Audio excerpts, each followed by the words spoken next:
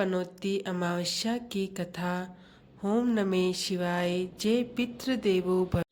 प्राचीन समय की बात है। समृद्ध नगर था जिसका नाम था धनपुर। उस नगर में एक प्रसिद्ध व्यापारी रहता था, सेठ धनराज। धनराज के पास धन की कोई कमी नहीं थी। बड़े बड़े गोदाम, जहाज, दुकानें, नौकर चाकर, सुखी परिवार, सब कुछ था। लेकिन उसके जीवन में एक बड़ी कमी थी। वह अमावस्या के दिन को अशुभ मानता था।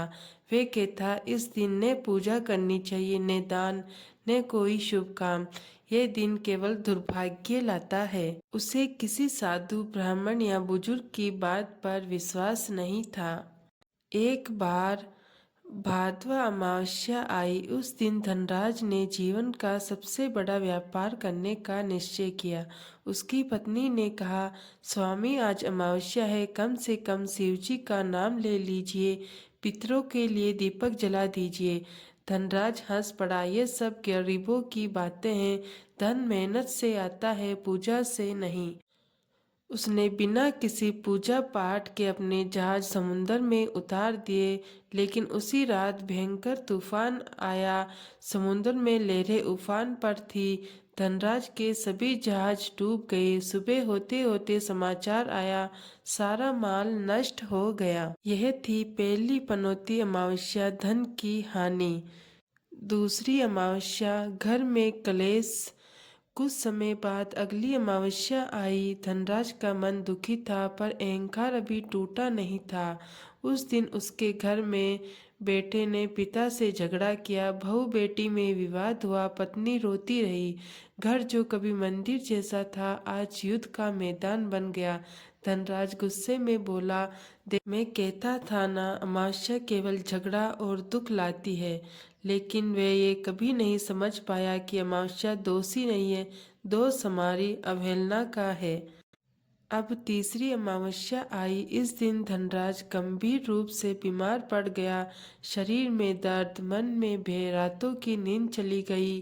वे दवाएं दी, लेकिन कोई लाभ नहीं हुआ। एक रात सपने में उसने अपने पितरों को रोते हुए देखा। वे कह रहे थे, तू हमें भूल गया, इसलिए तेरा भाग्य रूठ गया। सुबह एक महात्मा नगर में आए। धनराज ने उन्हें अपनी व्यथा सुनाई। महात्मा बोले, वत्स, अमावस्या अशुभ नहीं होती। वे तो पितरों और शिव की तिथि है। उस दिन भूल करता है, वे पनौती को बुलाता है।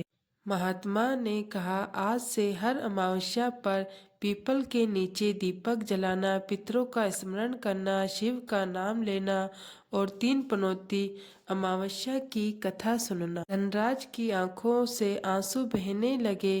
पहली बार नम्रता से सिर झुकाया। अगली अमावस्या आई। धनराज ने पूरे विधि विधान से पूजा की। जैसे ही कथा पूरी हुई, उसका मन हल्का हो गया। कुछ दिनों में स्वास्थ्य सुधरने लगा और घर में शांति लौट आई। व्यापार के नए अवसर आए। इसलिए धनराज समझ गया, दोष अमावस्या का नहीं, दोष हमारी श्रद्धा की कमी का था। इसलिए जो व्यक्ति अमावस्या के दिन कथा सुनता है, उसके जीवन में धन की रुकावट, घर का क्लेश और भाग्य की पनौती तीनों ही समाप्त हो जाती है। ओम नमः शिवाय। पितृदेवो भवे। हमारे चैनल को लाइक एंड सब्सक्राइब करना ना भूलें।